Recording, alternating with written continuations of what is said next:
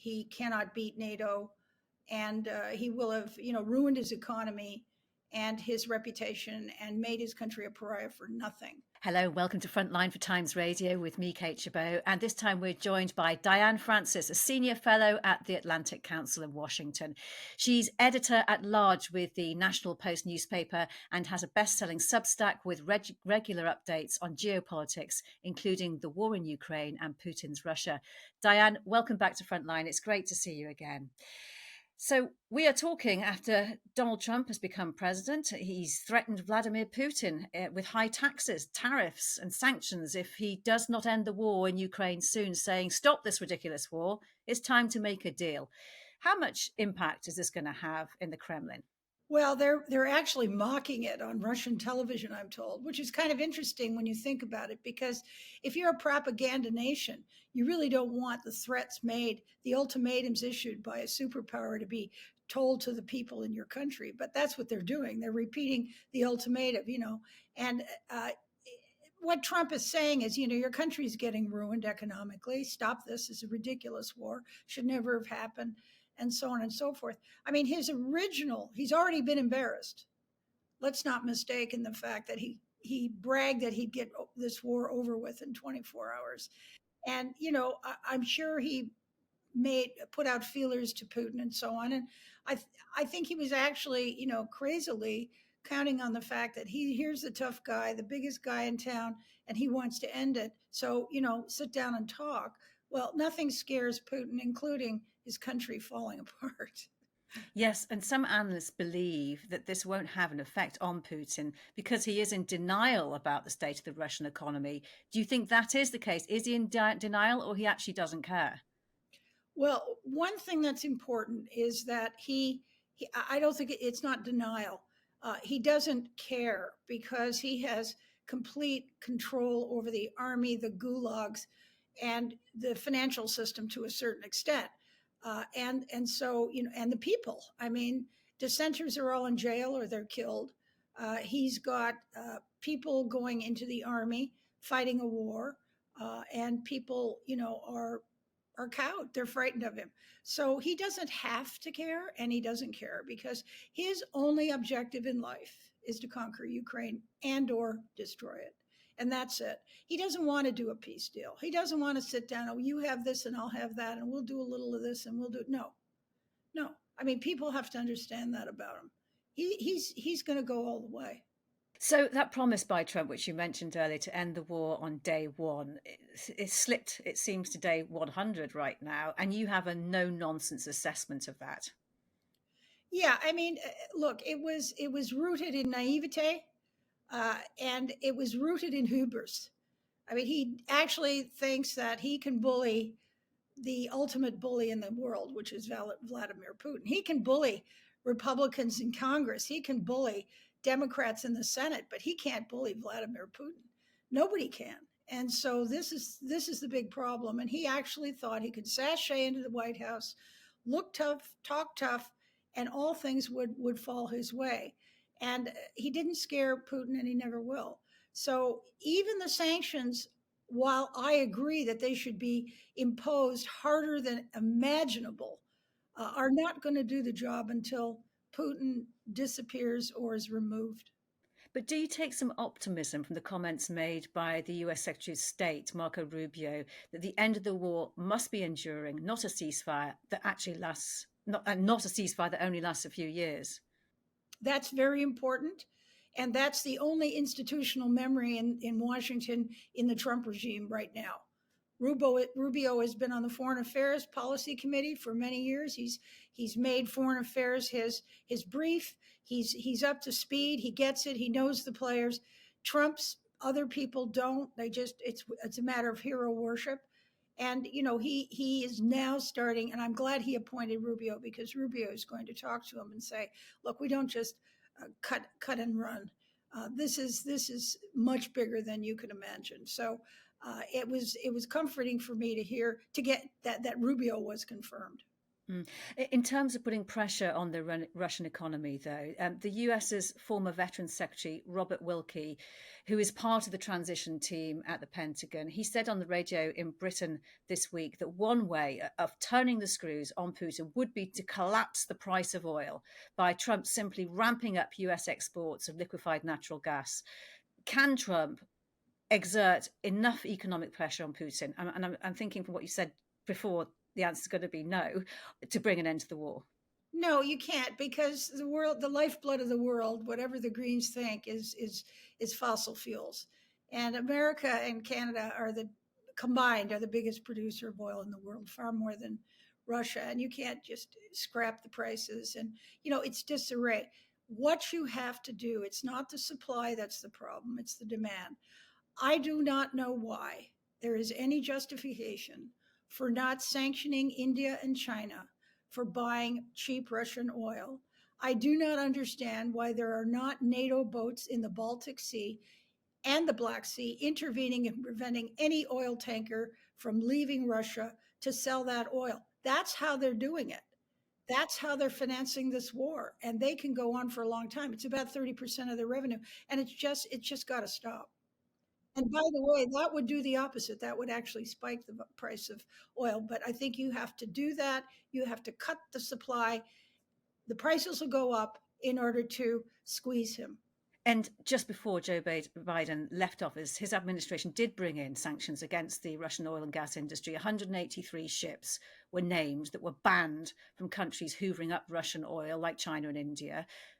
It must be making some impact so far. Is it enough? It's making some impact, but there's a dark shadow fleet of unregistered oil tankers, old scows, that are plying the seas, delivering this stuff because there's a lot of money. It's bootlegging. And this is something the Russians, Russia is not a country, it's a criminal organization. They know how to do all this stuff. They've been doing this. I'm saying that really the West has to put the boots to China and India. They are buying the vast majority of this oil, however, it gets there, and they're the buyers, and they've got to be either taxed for buying it or they've got to be prevented from buying it. And they both need Europe and the United States as markets to trade in, and that to me is where the tariff should be applied. And whatever pressure it might be causing or not, President Putin is at pains to demonstrate that he has allies now that can help him. It was no coincidence, was it, this video call with President Xi after Trump's inauguration? Exactly. He's trying to say, I'm not isolated. I'm still operating business as usual. They can go through their charade. You don't scare me, Donald Trump, and you won't scare me, Donald Trump. And, he goes around and signs all kinds of things and struts his stuff. He signed a military defense deal the day that the ceasefire started in Israel with Iran. He just snubs, thumbs his nose at the West at any possibility. And then lately, and this is quite laughable, he's signed a pipeline deal to take gobs of natural gas to energy-starved Iran. Now, if you think that those two countries can build a pipeline, a gas pipeline, thousands of miles long under the Caspian Sea, while both of them are involved in major wars, it'll take decades. It'll never happen. And that was to bring my next question, actually, that the strengthening of military ties between the two, the 20-year strategic partnership between Iran and Moscow. What effect do you think, though, so the gas pipeline itself, you think it's never going to happen anyway, irrespective of Azerbaijan's position over the downing of its plane on its territory? And I mean, it's again, it's snubbing and flouting the wishes of neighbors and allies and certainly enemies. And so I'm just saying that there is no way they're going to build an undersea pipeline under the Caspian Sea. Those two countries are incompetent to do anything that difficult. And, it would take years to do it. So it's absolutely symbolic and nothing more. Okay, so there's no implications then for the Russian economy or for stability in the Caucasus over any of this? Not until it's done. And remember, the Ukrainians have shut off gas transport, the pipeline to Europe. So this is pinching them. There's no question. But they're very capable because they're a bunch of crooks and cheats. to get around any rules and regulations that are thrown in their path. And he is just throwing bodies. I mean, the reports coming from the front line are that he is optically making sure that it looks like Russia is not losing ground at all, and he's throwing everybody and everything at it. There's even reports of people on crutches that were Russians on crutches that were forced to leave their hospital beds and get to the front and rush against Ukrainian troops. I mean, he's playing this game. And Diane, on that point, the Supreme Allied Commander Europe has said that Russia actually doesn't have the troops to make a breakthrough in Ukraine. Is this perhaps an opportunity at the moment? It's not an opportunity as long as they're not being pushed back. If they're being pushed back, but they're not being pushed back, it's a stalemate. Uh, as long as they are gaining a little ground or not getting pushed back, they're not going to. They have no incentive to go to the table. And this is the problem. So everything has to be brought to bear on pressuring him to stop and go to the table, and that includes flooding Ukraine with even more weapons, more long-range attacks into Russia, cracking down on oil transport, going after China and India. I mean, brutally, for buying this stuff, and Turkey for being an intermediary. All these things have to be imposed, and then his little global network of warfare will start to grind to a halt. And what about giving the $300 billion of frozen Russian assets to Ukraine? This has yet again been brought up at the Davos Economic Forum to do so. Do you think, I mean, it's claimed that this could keep Ukraine in the fight for another 3 to 4 years without any kind of extra foreign support. Where do you think this is going? Is the argument getting stronger? Are we likely to see any movement? And do we even know where Trump stands on this? I don't know where Trump stands on it, but I know where he stands on the fact that Europe has been the biggest disappointment in this whole Western alliance. Europe has not met its NATO requirements. Europe has not done enough sending military aid to Ukraine, and that's the problem, and that is the weakness in the alliance. It's not America. It's not America's delay in sending weapons. It's the fact that Europe hasn't, and Europe is not building armed forces and resilience against future onslaughts, and even though they're next. Can I just lay out a scenario that was painted by the financier Bill Browder at the Davos summit about the consequences of not providing these frozen assets? He warned that basically failure to provide those assets could have a dire security consequences. It could mean Ukraine being forced into a shabby kind of peace deal, which could lead to mass emigration from Ukraine, chaos for Europe, and an opportunity for Putin. Do you agree with that potential risk? Oh, the 300 billion is something that Bill and other people like me have been pushing for. And the problem seems to be the European Central Bank, because again, it's the price that Europe is paying for taking care of the dirty money of the Russians and everybody around the world. Where does all the dirty money from African despots and South American kleptocracies and the Russians go to? It goes to Switzerland, it goes to Liechtenstein, it goes to London. These are the Europe is responsible, the euro particularly, responsible for harboring all of this dirty money from not just the Russians. And it's good business for Europe. And so to seize the frozen assets of Europe is maybe going to make the euro crater, because the euro is floating on a sea of dirty money deposits. And so, again, it's a European problem, and it's long overdue, and it's really quite appalling that they haven't just said, okay, well, we have to do it anyway. What do you think, though, about the argument of Ukraine being forced into some kind of shabby peace deal, which has a catalyst effect in terms of migration and chaos across Europe, in terms of the numbers of people flooding out of the country? It's terrifying, which is all the more reason why I don't understand why Europe hasn't grown a spine on this. I'm not talking about Britain, I'm talking about Europe and the EU, and lots of money for humanitarian, lots of refugee, social benefits being provided to millions of Ukrainians that are already there, but they ain't seen nothing yet, just as you said. And, we cannot have this. Now, it doesn't look like Trump would abide by that. Rubio has come out strongly saying we have to have a strong peace, a smart peace. Uh, the Maloney came out and said after meeting with Trump in Mar-a-Lago last week, there is no way that they're going to give away Ukraine. And then, of course, behind all of this is something that I've written about, and that is that Ukraine, as it exists, even having lost about 17% of its land, has $46 trillion worth of natural resources. That goes to the partners who liberate it, not goes in a check, but it goes to them to take opportunity to develop this huge wealth, and Europe is going to be the benefactor. So once more, all of the tedious politics, local politics in Germany and France and Hungary and so on is really, I think, been a break on Europe's realization that it has to be a superpower. And a realization, I'm sure you're going to agree. I think I've heard you say it before that Europe is already at war, which is what some people argue, because of the daily attacks that fall short of armed conflict, cyber attacks, assassinations, underwater cable sabotage. The list is endless. And speaking from London this week, the former head of MI6, Alex Younger, he said it's Russia that sees itself at war with Europe and not the other way round. Is this a fundamental problem, or is it changing? It's a fundamental problem. It's not going to change for a while, but there has to be more pressure put on it. I've been a journalist for a long time, and I once covered a case involving a very prosperous, well known Canadian business tycoon who was on charges of beating his wife. And I remember her testimony. And this reminds me of Europe. Yes, he hit me, but he didn't really mean it.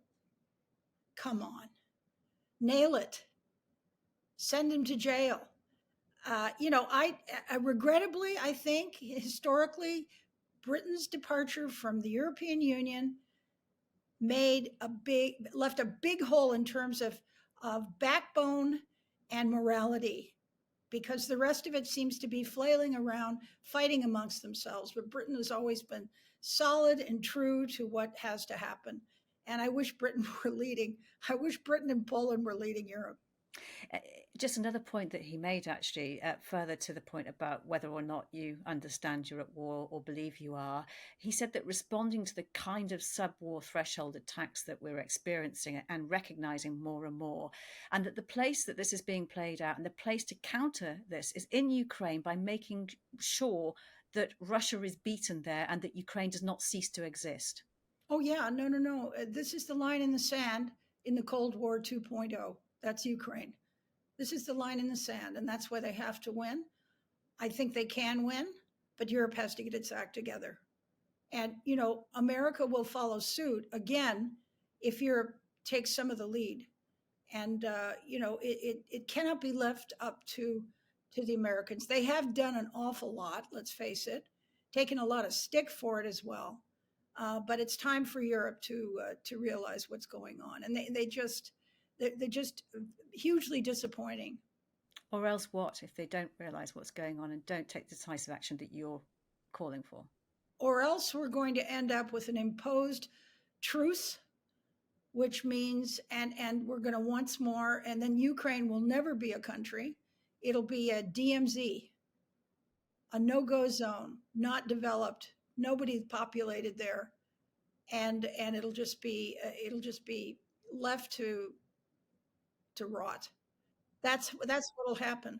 You do have strong voices, though, in Europe, don't you? Kaja Kallas, for example, the former Prime Minister of Yes. Estonia, the EU's foreign policy chief, gives a lot of hope. And she suggests that NATO should preemptively invoke Article 5 to call for collective defence for the next attack in the so-called grey zone, or be it on land, air, sea, internet. Do you think that's a possibility? And do you have an idea of how that could look?